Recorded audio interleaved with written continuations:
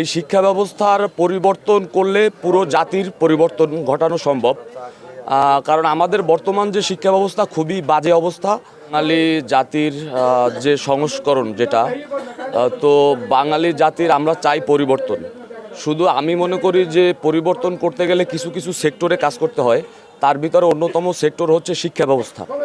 এই শিক্ষা ব্যবস্থার পরিবর্তন করলে পুরো জাতির পরিবর্তন ঘটানো সম্ভব।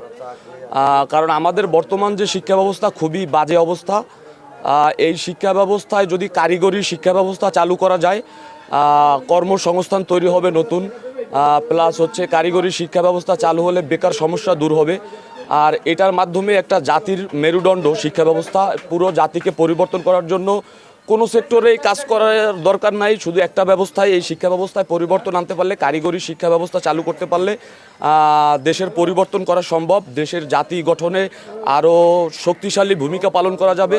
পরবর্তীতে যারা দায়িত্বে আসবেন, সেই দায়িত্ব যারা গ্রহণ করবেন, তাদের কাছে আমার আকুল আবেদন যে শিক্ষা ব্যবস্থায় কারিগরি শিক্ষা ব্যবস্থা চালু করা হোক। এটাই আমার একমাত্র দাবি এবং এটাই আমার প্রত্যাশা। ধন্যবাদ বাংলাদেশ, ধন্যবাদ বাংলাদেশ।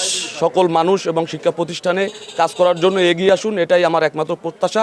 আমি মোহাম্মদ সাদেকুর রহমান সাদেক।